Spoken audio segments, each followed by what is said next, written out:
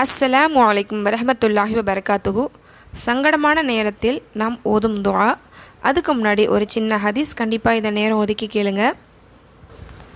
அல்லாஹ்வின் தூதர் ஸல்லல்லாஹு அலைஹி வஸல்லம் அவர்கள் நமக்கு 4 ஆயுதம் கொடுத்திருக்காங்க. 1. பொறுமையும் தொழுகையும். அல்லாஹ் குர்ஆனில் பொறுமையை கொண்டும் தொழுகையை கொண்டும் உதவி தேடுங்கள். ஆதாரம் அல் குர்ஆன், சூரா அல் பக்ரா, அத்தியாயம் 2, வசனம் 153.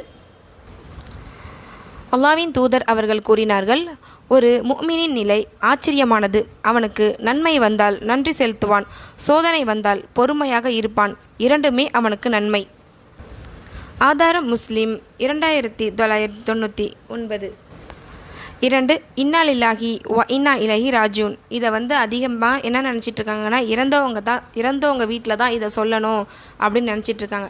நமக்கு ஒரு சோதனை வரும் காலங்களில் இன்னா லில்லாஹி வ இன்னா இலைஹி ராஜிஊன், அல்லாஹும்ம அஜிர்னி ஃபி முசிபத்தி வாஹ்லிஃப் லி ஹைர மின்ஹா அப்படின்னு சொல்லும்போது நம்மளுடைய முசிபத்துகளும் துன்பங்களும் நம்மளை விட்டு உடனடியாக விலகும். இதை பற்றி அல்லாஹ்வின் தூதர் அவர்கள் கூறினார்கள், ஒரு முஸ்லிமுக்கு துன்பம் வந்து அவர் இன்னா லில்லாஹி வ இன்னா இலைஹி ராஜிஊன், அல்லாஹும்ம அஜிர்னி ஃபி முசிபத்தி வாஹ்லிஃப் லி ஹைர மின்ஹா என்று கூறினார். அல்லாஹ் அவருக்கு அதைவிட சிறந்ததை கொடுப்பான். ஆதாரம் நூல் முஸ்லிம் 918. நிச்சயமாக நாம் அல்லாஹ்வுக்கே உரியவர்கள், அவனிடமே திரும்பி செல்பவர்கள். யா அல்லாஹ், இந்த சோதனைக்கு கூலி கொடு, இதைவிட சிறந்ததை மாற்றாக கொடு அப்படின்னு இதோட பொருள். 3. கவலை துக்கம் போக்கும் துஆ. இதை நான் தமிழில் சொல்கிறேன், அரபியில் தெரியாதவங்களுக்கு யூஸ்ஃபுல்லாக இருக்கும். அல்லாஹ்வின் தூதர் ஸல்லல்லாஹு அலைஹி வஸல்லம் அவர்கள் கவலை ஏதும் வந்தால், யா அல்லாஹ், கவலை துக்கம் இயலாமை சோம்பல் கடன் மனிதர்களின் அடக்குமுறை இவை அனைத்தை விட்டும் உன்னிடம் பாதுகாவல் தேடுகிறேன். ஆதாரம் நூல் புகாரி 6363.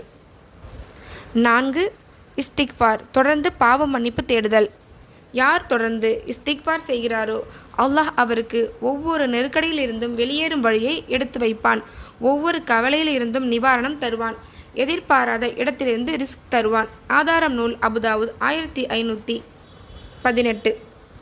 இதில் முக்கியமான விஷயம், சங்கடம் என்பது அல்லாஹ் உங்களை மறந்துட்டான்னு அர்த்தம் இல்லை, அல்லாஹ் உங்களை நெருக்கமாக கூப்பிடுறான்னு அர்த்தம். இப்போது சங்கடம் நீங்கும் துஆவை பார்ப்போம். அதாவது கஷ்டமான நிலை ஏற்படும் போது அதுலேருந்து நம்ம தப்பிக்கிறதுக்கு நம்ம துஆ ஓதுவோம். இந்த துஆ ஓதுனால நம்ம சங்கடம் நீங்குமா அப்படின்னு கிடையாது. அந்த துஆ அல்லாஹ் நம்பி ஓதும் போது அதுக்கான வழியை அல்லாஹ் காட்டுவான் இன்ஷா அல்லாஹ்.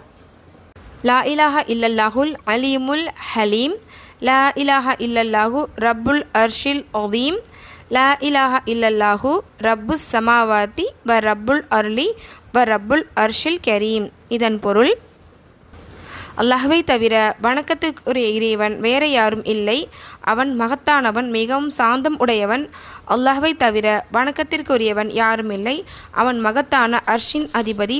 அல்லாஹ்வை தவிர வணக்கத்துக்குரியவன் இறைவன் யாரும் இல்லை, அவனே வானங்களுக்கும் அதிபதி பூமிக்கும் அதிபதி, சங்கை மிகு அர்ஷின் அதிபதியும் ஆவான்.